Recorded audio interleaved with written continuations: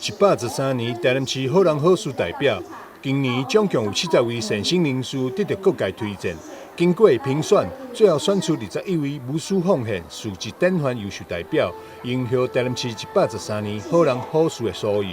我们今年的好人好事代表呢，从我们台南市将近70位的选拔者当中，选出了21位的当选者。那在这21位好人好事的代表呢，他们平常在社会各界都默默的行善，做了很多的好事情。所以我们今天给这21位的当选者做一个最崇敬的表达，也希望这一份的善行义举可以得到抛砖引玉的目标，也非常的期望邀请更多的人，我们一起来做好事、说好话、存好心，让我们净化人心的能量能够更加的提升，社会更加的和谐。市长阮特也特别出席颁奖典礼，亲自向每一位好人好事代表表达感激。伊也讲，好人善有善报，一定会为亲人、社会带来正面的代志。因为做这件好事情，因为大家做了很多让社会肯定让大家让这个社会城市更温暖的事情，所以特别感谢各位。那也期待今天所有21位秀奖的好朋友，大家都能够平安喜乐那尤其大家知道善有善报那所以大家都一定会有许多这个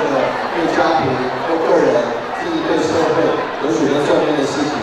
今年好人好事代表名单包含黄建雄、郭建志、林子云、吴国珍、柯志坚等21位入选。努力来互社会会愈来愈好。阮是做一个抛砖引玉的动作，因为非常侪人做了比咱较好的，实在是非常侪。希望会当有这个机会，互大家人继续来参与这个好人好事的事情。非常感谢杨总干事一直鼓励我行善本来是不欲人知，但是能够出来推动让社会更多的人来为这个社会公益去付出所以我最后就出来很感谢，这也是我满65岁的一个最好的礼物。以前我们的想法就是说为善不欲人知，可是现在的社会要累积小善为大善，所以为善一定要广为宣传，让大家群起效尤，让这个社会充满爱，充满希望。就是其实人生活在这世界上也不想要追求什么，唯一要追求的是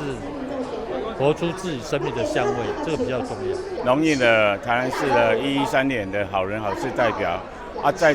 这次的得奖，我更要努力不懈的去帮忙社会更需要帮忙的人。好人好事运动协会理事长杨正达表示，协会自民国92年以来至今，总计表扬230位好人好事代表，希望当选者会当做好事、讲好话、存好心，帮助更多弱势族群，并拓展更多行善能量，影响更多人做伙来做善事。